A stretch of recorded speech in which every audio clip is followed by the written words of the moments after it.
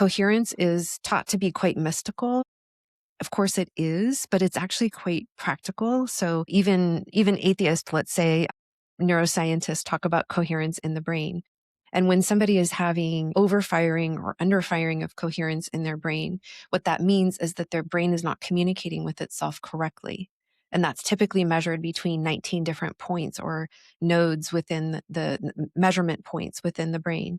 And those points, when they're not in good communication, that can create all kinds of things. It can be emotional upsets. It can be frustration. It can feel difficult to get things to happen. It can feel like a sense of fatigue or a sense of stress. Like it can put coherence being off can basically throw off almost every system within the brain and therefore within the human experience.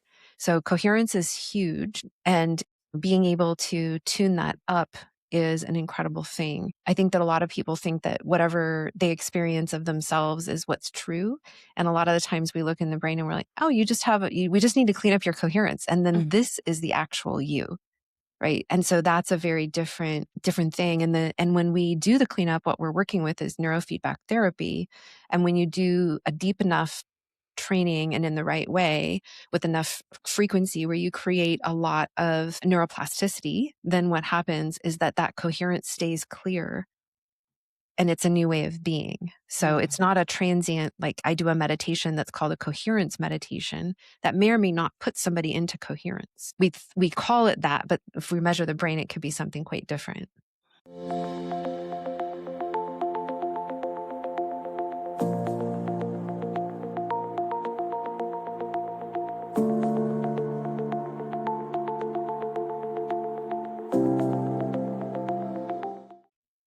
Hi, Amy. Welcome to the Awakened Heart podcast. Hi, Nancy. Thank you. Thanks for having me. Yeah, I'm so excited to have you here. I love these kind of conversations. It's just so interesting and so mind expanding, all these different modalities we can use to open up our mind and our perspective. Your work sits at such an interesting intersection between neuroscience and human potential and consciousness. Before we get into the specifics, I'd love to start with your story a little bit. What first pulled you towards exploring the relationship between brain science and consciousness? Yeah, thank you. It's not a story or a path that I would have imagined for myself. So when I was 17, 18 years old, I started my undergraduate studies and I was studying neurosciences as an atheist.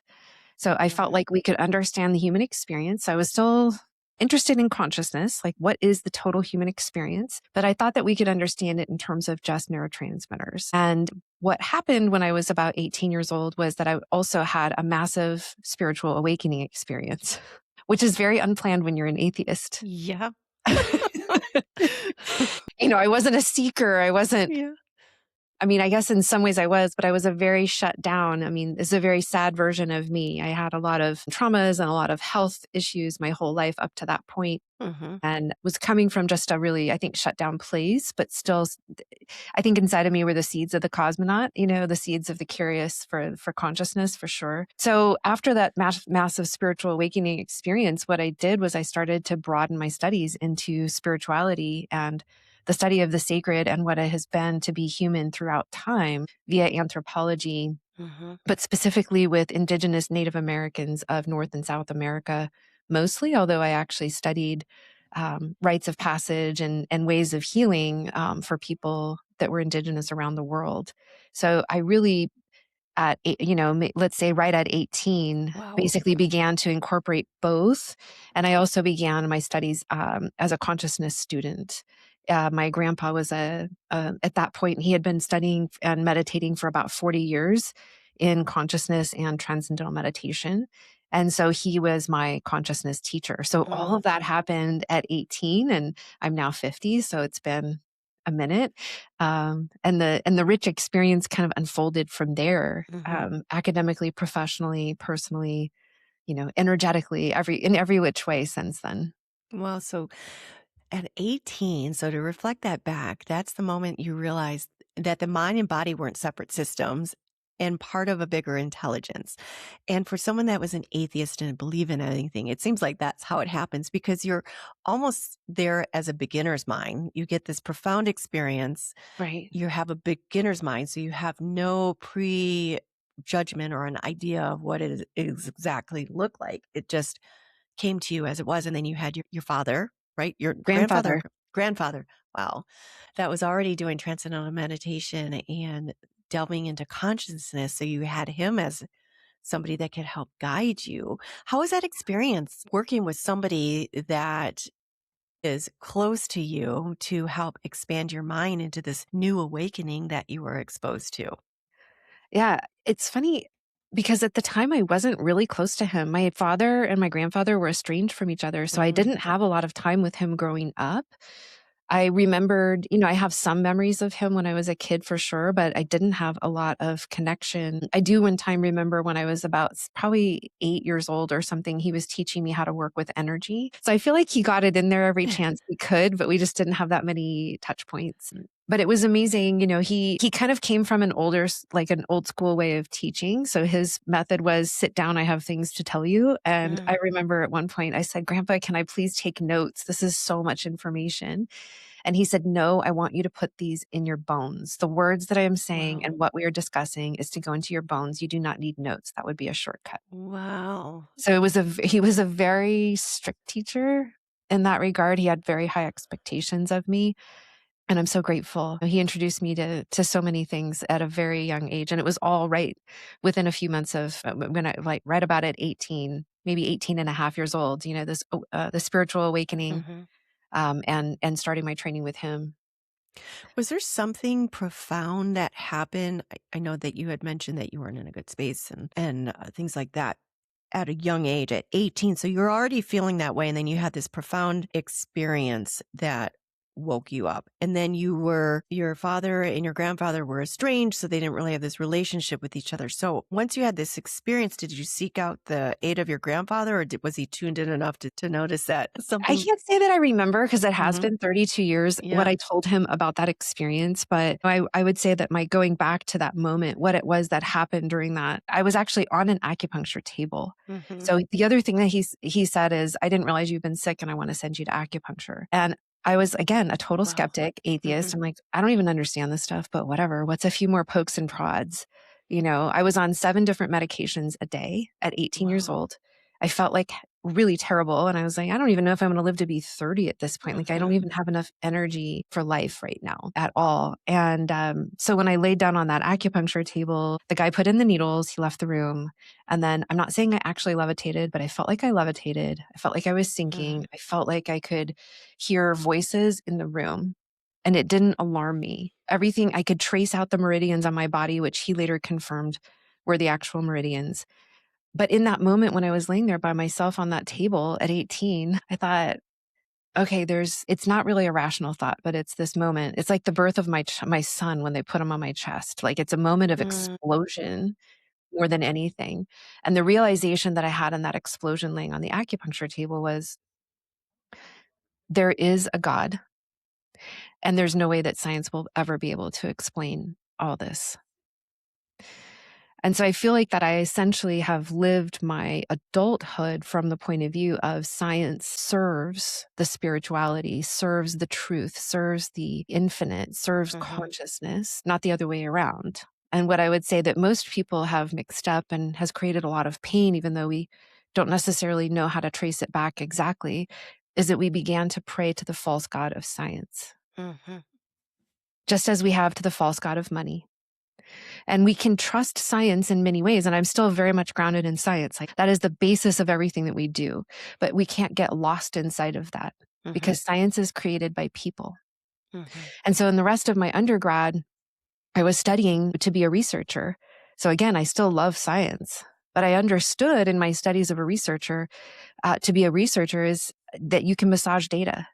You can make data say what you need it to say. If mm. you just run it through a It's different, interesting. totally plausible and understandable statistical analyses, you can actually change how it looks. And you can look to find the evidence of what you're looking for, just like you Mhm, can with everything. If you believe that if you have a certain construct of reality, whether you're walking around as an individual or whether you're a researcher, you end up finding often what it is that you look to see, because that's the lens through which we see things. mhm. And I'll just add one more to that. I remembered studying in anthropology that there were a bunch of Westerners that came to an indigenous nation here in the United States, and here in North America, I should say, and they were convinced that young women, when they had their first period, were being banished because they were unclean into a little menstruating hut. And that hut actually, according to that nation, that tribe, was of the most sacred. And they were holding a massive sacred space. But Mhm. the projection that we can have as an observer is so flavored by the lens that they thought that they were being banished for their uncleanness, which is a Western European thought, not Mm. not an indigenous North American thought, so far as I know. So at least not to that particular nation. So the lens with which we understand reality is everything. And how do we understand what is possible inside of the space of the infinite, inside of the space of what is practical? And how do we know that when we look to understand that we know we won't fully ever know the answers to everything, and letting ourselves stay both strong and humble inside of that Mm. knowledge?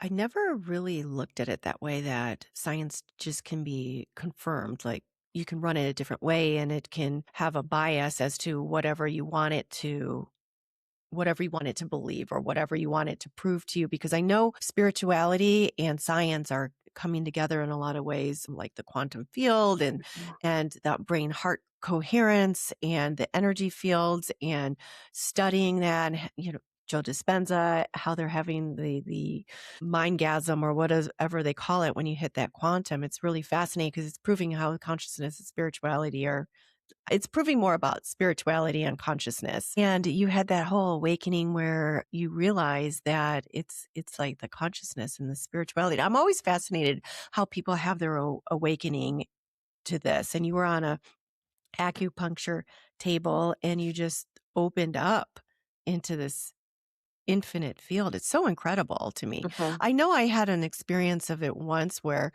it was a yoni egg.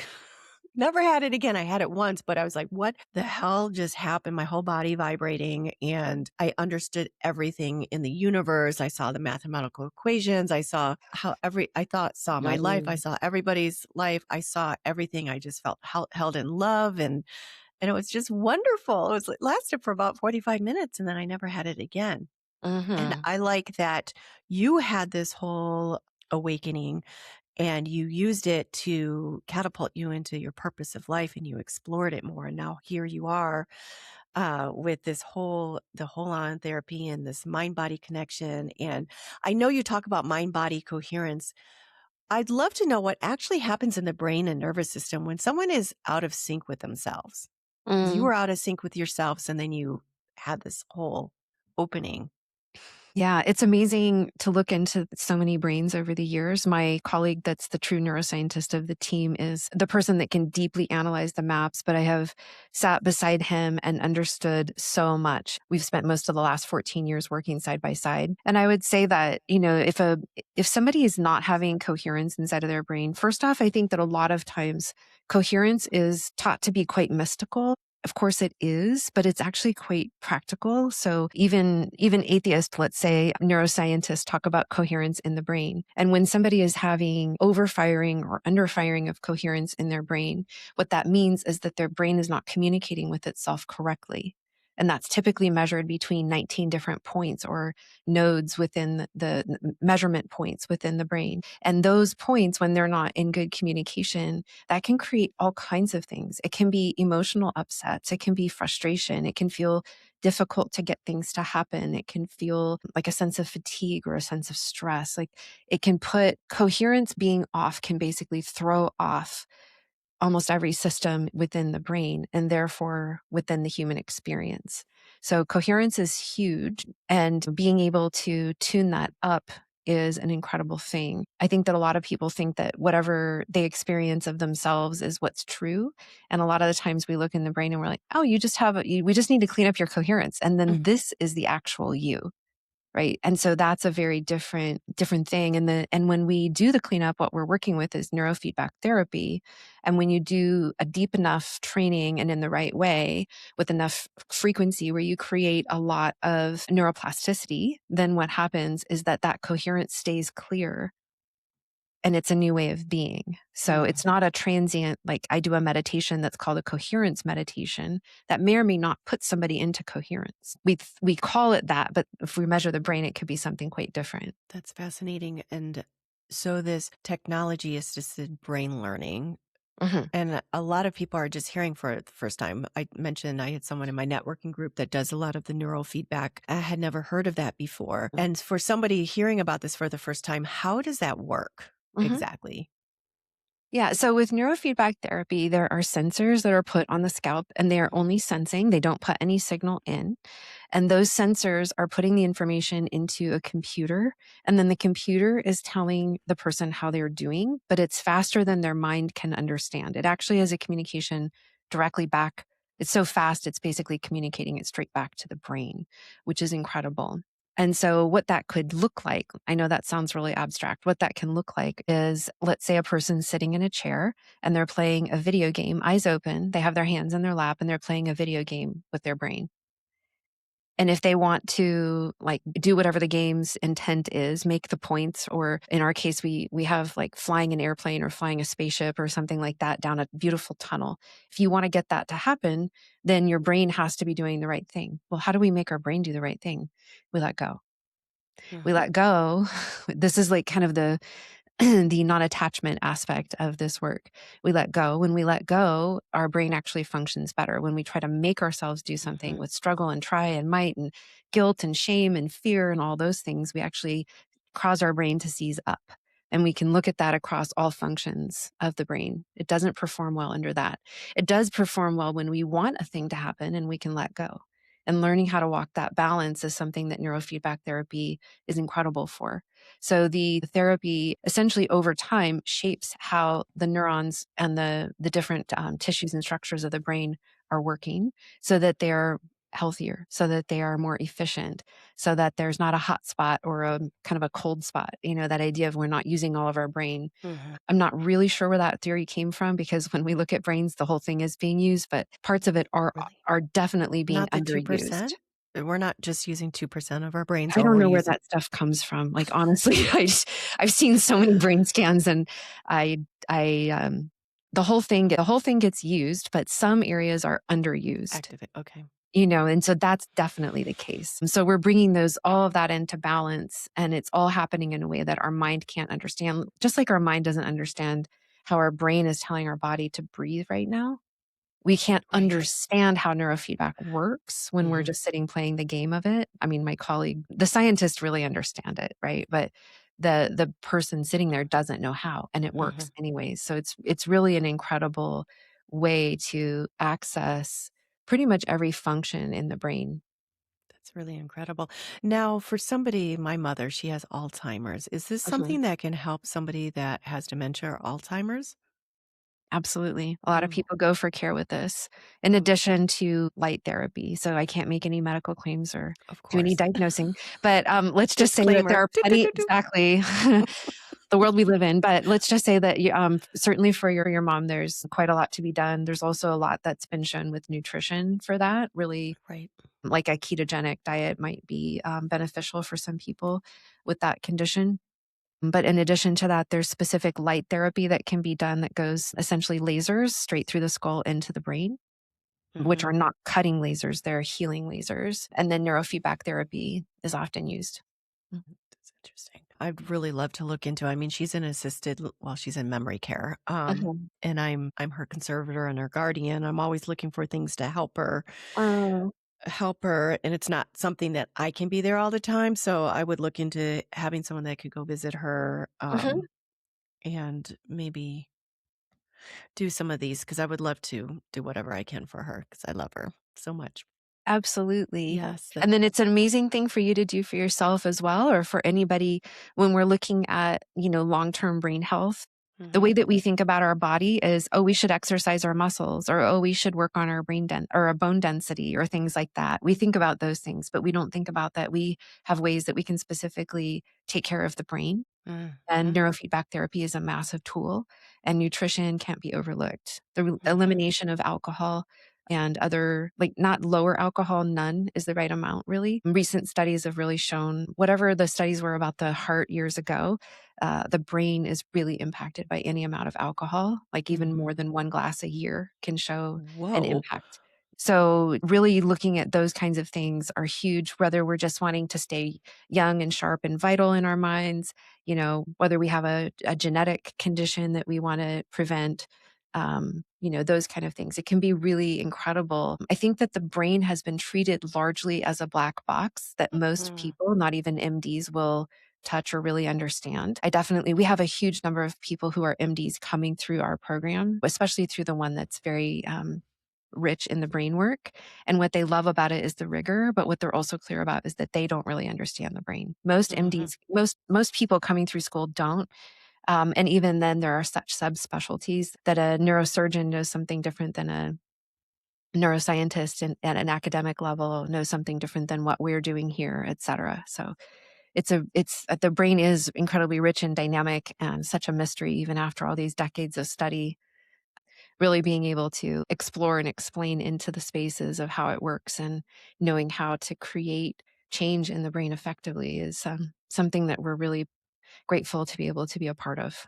Now I know Holon, your company that you created, I know that it's the bespoke protocols you created. How is this different from biohacking or a typical neurofeedback? How is this different from anything else that we see out there? Yeah. So this is a form of biofeedback. Mhm. Neurofeedback just means that the feedback is only coming from the brain, or is at least partially coming from the brain. Okay. And most people who do neurofeedback therapy are going to be looking at pathology. So the what's wrong. So maybe they're working with depression or ADHD, or, it can treat schizophrenia. It can pretty much any kind of situation, social anxieties, things like that. So, what we're doing is that we're taking it beyond and we're looking at what's possible in that optimal state. What is possible for this being, not just to fix the problems, but beyond that? And that's where we aim. And then along the way, if they have some sleep stuff or some depression, things like that, that's fine. But what we do is we're bringing through really peak performers, people, because we have about 30 people a year that we bring through our signature program. So it's a very exclusive program. Mhm. So for that program, we're working really with folks who have a proven track record, who are here to serve humanity, who are here to uplift in some way their consciousness or the well-being of all. And then we bring them through an incredible program here on site. Mhm. So Yeah, that's I for see that that. program. But so we're looking at what is the optimal state for that person, what can they stretch into, and including intuitive capacities, including capacities for wisdom, including compassion. So those are not things that are typically trained inside of the model of just fixing the things that are broken. Yeah, I was just looking at your leadership, your quote here on your site. So, your mission is to help leaders break free from struggles and step into their power, freedom, and ultimate expression. I know that you focus on a lot of leaders and high performing individuals. Why is leadership transformation so important right now? Well, I think that right now there's a time where we're recognizing that the ways that we've been trained to think and to lead are maybe needing to change. And so we can't just do what we were taught or what we have been kind of brainwashed into as a society, but really reimagine what's possible and look at, where do we really want to go? What do we really believe in right now? Because there are so many things that are just rapidly crumbling, like social structures and things we thought we Yes. could count on are on fire right now, burning down in flames. So It's the dumpster fire. it is a dumpster fire. It is a dumpster fire. And so how do we bring leadership deeper into our bodies and beings? How do we bring it into our neurology? And how do we do that in a way where we understand that we're also biological beings who are having our own mammal response? There could be fear, there could be uncertainty. We have our own, whatever it is, childhood traumas or limiting beliefs or whatever. And that's true. And we all have, regardless of what kind of leadership we hold, everybody, I believe that the smallest of child is also a leader. Leadership is a characteristic of how we hold ourselves and what we believe that we are here to do, the way that we lean in and work with each other.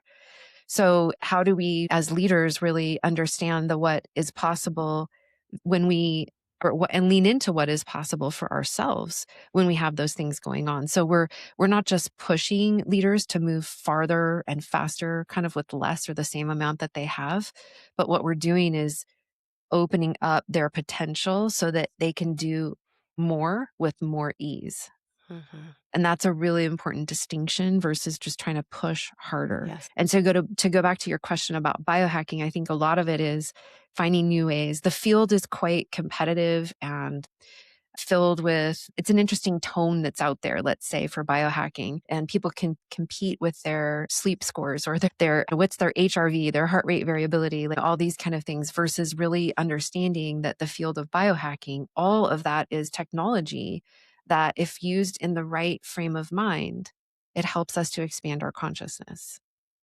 Mm. And so, yes, it may, do XYZ to the mitochondria, I get it. And when we watch how that actually works in a clinical practice where people aren't using it competitively or in a way that hurts themselves, like going beyond their thresholds, not listening to their body, what happens is an expansion of consciousness.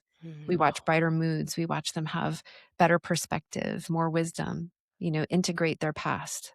That's what's happening on these devices. So even the way that we hold biohacking, which I don't really love the term It sounds like a here, man's thing, like, "Rrr, like, I'm gonna get in an ice bath and let's" and I'm gonna chop something up with hacking, so it doesn't sound quite right. I haven't Yeah. thought of a new term yet that I'd prefer more, but, our approach with that is even quite different. Yeah. And you said something again with the leaders to operate, not to just keep pushing, pushing, pushing, but operate with more ease. And that's such Yeah. a soothing way to look at leading and creating new things because it's ease instead of pushing so much. Many of us in our society, it's go, go, go, go, push, push, push, push, push. And you also said something earlier when they're doing the tests Mhm. with the modules or Neurofeedback whatever they are in therapy. here, neurofeedback therapy, how it's once you let go. So there's a common Yeah. theme between those letting go and ease that Yeah. Whether we're working in our top tier program, like I said, we have less than 30 in the one where we have folks on site, but we have lots of folks that work remotely, also with a combination of spiritual guidance and technology assisted brain learning of different kinds. So whether it's one kind or another, it's really important for people to understand that we can't get more by pushing and driving. mm, We are frying out. It's not just the stops. idea of it, it's it exactly we can cause a massive traffic jam. So a lot of people who are very driven and who have accomplished a lot, they start to work towards burnout at a deep level. And I mean mitochondria not functioning right in the brain burnout. Like Mhm, it is an intense thing that can happen. And I think that one of the things that we definitely see as well is that with that intense drive, it's like the push, push, push. It can actually start creating a hotspot on the brain. It's about the mm, size of a quarter and it's on the surface of the brain. And if one of those hot spots continues, it can actually take up to about 30% of the brain's power. So the energy, not woo-woo energy, not ephemeral energy, the energy that's conducted down the wires, so to speak, of the brain, 30% of it can go to that overthinking or that rumination or that worry loop that's just spinning in the background. And that's why I think also as a part of my background, I've been a coach and a guide for 23 years, and I've worked with some of the most, the most powerful executives and also even children, and everything else in between during all of those, well, especially during my early years, it was a mix. I can tell you that it's very difficult to get a loop like that back out of the brain with just meditation alone or doing your best to have more calming practices or stress relieving practices. So that's why, as a part of Hold On, we created not just the really exclusive thing, but also access to because the technology, when we can get in there, can shift those hotspots. It's really incredible what can happen. And those hotspots, a lot of the times, are what defines people with their personality because they've lost themselves. They've lost themselves in whatever it is, taking care of the kids and working or, whatever their stories are. They don't know who they are anymore. And that mhm. feeling can be just a really terrible and empty feeling. And we can guess who's got that by looking at their brain. So incredible. Isn't that Wow. amazing? And then It's also we can correct it so that people can wow. find their way back I love home this. to themselves. I And love in this. doing it not with 10s and 20 years and things like that, Yeah. but, you know, I mean, we can get somebody if they come through one of our more, elite programs, it can be done in 5 days.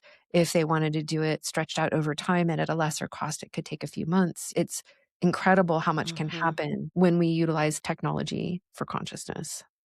Do you feel like humanity is entering a moment where science is finally catching up with what spiritual traditions have been saying for thousands of years? Yeah, definitely. Definitely. You know, the power of connection, like going back to coherence, the power of connection. We've always lived in ways that we're connected with nature and we're connected with each other. Mhm. And we didn't get so lost in the overthinking. And I can't really speculate what people's brains looked like 200 years ago. I actually don't know. But definitely the teachings of for the millennia have been very much about non attachment, very much about the interconnectedness. Mhm. And now we're understanding the benefits of that to the body. And we're able to, especially in our laboratory, but in other, some of the research institutes as well, understand how that maps to the brain and how in our work we actually change it to be like that. Like that is such a convergence of those realities that we were taught are very separate. It was like religion Nature. basically kind of took over and kind of sequestered off to the side. And Yes. then there was science, and those were actually, that was a big fight hundreds of years ago. People Mhm. that believed in gravity could have been kicked out of the church, Exactly. right? Blasphemy. We're going to lock you up for life or draw and quarter you. You can't have anything outside. Hmm. Hmm. Yeah. Yeah. Slowly but surely, I think we're getting there Yeah. and faster as the days go Yeah, by now. thankfully. Yeah, it's all about, I mean, we've been so disconnected over the last 100 years for sure. And then as technology has announced itself, like people are feeling more disconnected from than ever, even though we have more tools available. We're very disconnected from nature. We're disconnected from ourselves, but a lot of us are coming so back to it and how just walking barefoot in the grass can That's right. energize our whole bodies. So I'm hoping the next 100 years will evolve with more people feeling more connected to themselves and others. And I'd love to know what shifts when someone moves from operating in stress and survival mode into alignment and clarity. Oh, um, what shifts in their brain is those hot spots can lighten up, and what the intuitive centers or the sensory motor rhythm might pick up because they can actually feel their body. They can sense into their Mm, body, and they can come alive. So on the human level, not even talking about the brain, there's a reality that exists that can feel, I think, a little bit like a fairy tale for so many, where we could actually feel peace in our body, where we can feel content, where we can feel like we are enough. And I think that we can really underestimate the power of achieving that in our lives and over index on what we think we should have for outward success or financial success or taking care of everybody else. There is something to be said for us just finding that within. Because what happens with that is it's a little bit of a lock and key. Then we can have access to a world that we didn't even know because we're locked inside of a certain construct. No matter where we are always inside of a certain size of vessel, let's say. Like, so just I'm pretending of a vessel. I'm going to hold my, I'm drinking a lot of water these days because I'm doing a mhm. detox. So Okay. I'm holding up a liter of water for those that are listening. If I was to pretend that I am placed inside of this vessel, that is the amount of space and awareness that I have because I can only know what Yes. is inside of that vessel if I'm inside of that vessel. Right. But what happens when we go through transformation, and sometimes that transformation has to be through really ugly and horrific things like we're seeing in the world right now. Mhm. What happens when we go through a transformation is that if it's done correctly, is we get a bigger vessel and we have a bigger perspective.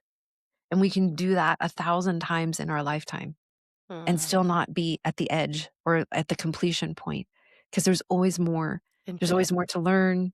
There's always more grace. There's always more beauty. There's always more wisdom, perspective. So, that when we step off, to go back to your question of what happens, it's like it depends on how far do we take it? How far do we allow ourselves to go with that, the exploration of consciousness, the exploration of what is possible. I think that our paradigm that we've been taught is that we are small, we are limited, we are broken. We will potentially get marginally better, but only if we work really, really hard. Well, that's the system at work there. Hello. Exactly. And so we know that if we're experiencing that reality, we're inside of a certain size of container of our awareness, and that our perceptual awareness can expand in that moment, and that we can then have a different experience of reality. We can come into the Completely. remembrance and then change things from there, Mm. or just realize what wasn't true about that, which Mhm. automatically changes our experience. So, how do you know when someone is beginning to access more of their potential or expand their awareness? Once they get out of that glass jar and they're starting to open up, what happens in their life? Kind of everything. Their relationship to themselves gets better. They become less reactive. They become more Oh, compassionate. that's nice. Less They reactive. less reactive. Very- Less reactive is great. More connected with others, more understanding about the interconnectedness of all beings, instead of that being a thought construct, actually knowing it in their body, right? That's a very Knowing it, different that's thing. very important. Knowing it in their body, not Mhm. something in their mind that they think. Yeah. We watch people's nervous systems kind of unravel in a good way, right? Like they Mhm. unwind. They don't have to carry themselves with such tension. They have a deeper breath. They have a broader perspective. They have more joy coming out of their eyes, right? More zest for life. Those kinds of things that are the realizing the perspective and the framing often retroactively of the beauty of what they've walked through, right? The hardships of our life, when we hold a big enough frame, become the blessings. Mm. But we can't fake that process. That has to happen inside of the nervous system and Mhm. inside of the energy body. The mind alone can't get us there. Though if the mind just shifts to, it's okay, I'll just think really happy thoughts about all the hard stuff and try to, I don't know, stay in coherence or something as a thought construct, right? That Mhm. actually can set somebody back because now they're ruminating on that they should be doing that. The shoulds. Yeah. And we see that hot spot come up on the brain Yeah. again with that. That's so it's because you're seeing it. We've always heard that stress is a killer and Hmm. you can really worry yourself to death, and you're actually seeing spots come up on the brain. That's like, Oh, yeah. never Definitely. thought of It's that. all happening in milliseconds. Mhm. So by the time we have a perception of reality, it's about half of a second. So if maybe 400 milliseconds or so. But our brain is getting feedback subconsciously to our mind at 40 milliseconds, which is 10 times faster. Wow. There are lots and lots of studies that show that, and that's what neurofeedback is showing all of the time for every minute that everybody's ever trained neurofeedback since the 1960s. So we know that that feedback loop is there. And Mhm. so what is really going on underneath the hood? We can't just be positive in our outlook and have our nervous system freaking out and end up with the same result as if our nervous system is actually aligned and calm and we also feel positive. And the difference between those two things can't be faked. We know it Mm-mm. in our body and being, and we know when we're with somebody in our body and our being that has that as well. Yeah, because that's a paradoxical intent. Like you can, oh, I'm happy and positive, but then deep inside, you're feeling negative and knowing things aren't going to ever. It's just that loop. People loop so Mhm, many, no matter what they mhm. try to do, and the meditation and the rah rah events, and then they feel great, and then they come back and they're back to square one. I would love to hear also. I know we got to wrap this up. I could talk to you forever, but I'd love to hear where does intuition and neuroscience meet? Oh, yeah. My colleague can look at someone's brain, their EEG, so that's the electroencephalogram, is the deep study of someone's brain. So when he has a look at that, he could know nothing about that person and tell you, are they a gifted healer that can do theta transmissions or not? And by the way, if you take a theta transmission class, it doesn't mean you have theta transmission coming out of your brain.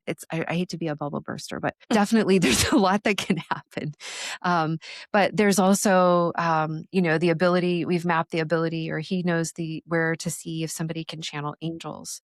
That is actually a Mm. specific Oh area of my their brain god. versus being a Wow. channel of, Wow. let's say, not angels, but just guides or the earth Mhm. or something like that, a different frequency. So there's a very different place that those things reside in the brain. There's a lot of intuition is housed over here in the right parietal, so kind of behind the right ear. Um, and so if that area is very rich and robust, you can definitely see intuition. Another really key for intuition is how much alpha does somebody have and how beautiful or like how well formed are those waves. So alpha waves are um, emitted from the brain pretty consistently, not just in meditation. They're meant to be consistently emitted from just, from like aha moments or just little, like a page refresh through the day, actually. So they're happening quite a lot. And then a lot as we transition into sleep or when we're doing meditation. So that's kind of what it's associated with. If people don't have good alpha, then they don't have the ability to have that foundation of intuition. So we always look to address alpha even in our remote programs because it's huge for kind of for everything. It's even assists with memory. So it's really huge alpha. And that maps to a huge amount of intuition. People who have really high and strong, beautifully formed waves of alpha, we measure them as they're coming from the back of the brain to the front of the brain specifically. And we look at the timing. It's kind of like working on a car. Like there's a lot about timing and a lot of fine tuning that is involved in working with the brain. So when we work with that timing and the beauty of those waves, what we see is that people are dropping into deep meditative states, but also then that tends to have the theta waves flourish. And then from theta, they can have more and more frequent gamma. And we do have gamma. Most folks have gamma through the day as well. So gamma is definitely a frequency of consciousness and enlightenment and intuition as well. So we look at all of those things and so many more because in order for those things to all be happening, and coherence across the brain, can't leave that one out. Um, yeah, I think that those are a lot of them. I could break it down into almost everything That's because incredible.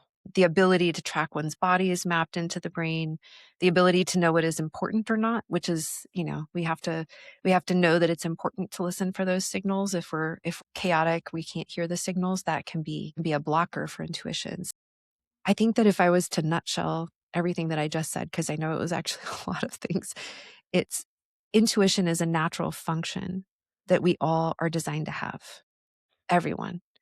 We are here because our ancestors were more intuitive than the ones that did not live long enough to procreate.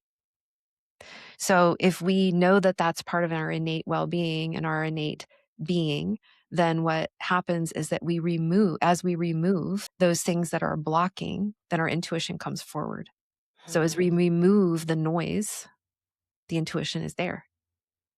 As we harmonize and come into better communication within the brain, which is the coherence, then intuition is there. Mhm. And it's just a natural state rather than being something that's only for, those intuitive people versus the non-intuitive. That's Wow. not actually how it works. Yeah, I know we've all have access to intuition, but there's so many things that are blocking us. Uh-huh. And everything you're talking about is fascinating. It's absolutely incredible. And just imagining all these people walking around with all those layers taken off and all the potential that they have. And then they're going to activate others with just the energy field that they're emitting as well. I know Right. there's so many other things I want to talk about. I wanted to talk about how this is in replace of plant medicine, but we don't have time for that. I can answer that quickly. Okay. So with plant medicine, I'm a big advocate of working with plant medicine if it's Yeah. appropriate for somebody, Hmm. right? I've seen myself and so many others in my life benefit massively. So how this is different because we can actually achieve a very similar state to working with plant medicine in these neurofeedback sessions. So it's for some folks, it's an incredible alternative because they have a journey experience without having an entheogen in their body. Hmm. But I would say that the number one difference overall, regardless of what kind of external exogenous medicine we're talking about, is that we don't really know exactly how it's going to impact the brain. It's a little bit like a bowling ball down an alley and then we don't know which pins are going to get hit down, or struck over. Like we kind of maybe know based on what sort of medicine it is, but we can't know for sure. Hmm. With neurofeedback therapy, we can target exactly that hot spot that I was talking about. Yeah. And we can tell that spot, shh, quiet, calm down. And when that calms down, then the 30% of power drain, I don't know if you remember me saying that it was hogging, now Yeah. rushes out into the rest of the brain. That makes Right. so But much the plant sense. medicine could be given again and again in all different Yeah. kinds, and it may not hit that spot. It may Hmm. not do the thing that's needing to be done. So Yep. it's an awesome thing for people who have hit a glass ceiling in their plant medicine journey, Hmm. but it's also a great thing for folks who don't want to work with plant medicines for any reason, or if it's not appropriate for them to for any reason. So the precision makes it amazing. And also being with somebody that's extremely skilled. Everything that I'm Hmm. talking about is high levels of skill and application.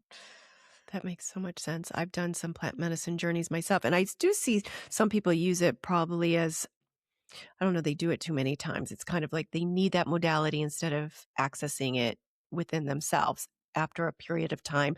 And I That's see right. how this can be so much more targeted. It makes so much more sense to do that or Yeah. integrate the two. So when you have an entheogen, you're taking something in and you don't know how you got to that state. But when you learn how to do it with neurofeedback therapy, you actually know how to guide yourself back through all of the state changes. Mm. So it's an incredible difference in that regard too. I left that one out. That is so So, fascinating. yeah. Well, I would love, as we close out, if someone listening feels like they know there's more potential inside them, but they don't know how to access it yet, what would you say is the first step towards reconnecting to that deeper intelligence within themselves?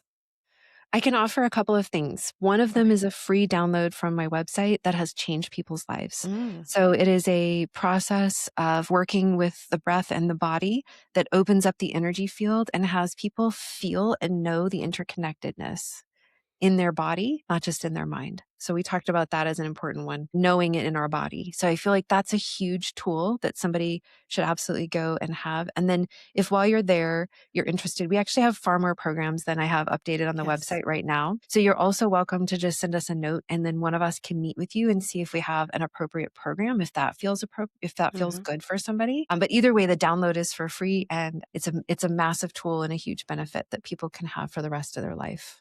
Great. Well, I'm going to put your website where people can find you. If you can just tell us that real quick. I know they can go to your website, any social media, or anything that you're working on that's lighting you up right now. Oh my gosh, I'm writing so much and I spend my mornings right now writing, and that's been really beautiful. And I plan to be bringing forward so much more content as a result and be posting it everywhere. The YouTube channel is probably going to launch first, so that might be the best. It's Dr. Amy Albright. And yeah, I think that's probably it for now. Thank Okay, you. Thanks for wonderful, having me wonderful. on, Yeah, thank Nancy. you so much. I'm going to put everything in the show notes. This has been a fascinating conversation, and I can't wait for everybody to find you and Thank work you. with you. Thank you so Yeah. much. Thanks. All right, Okay. bye.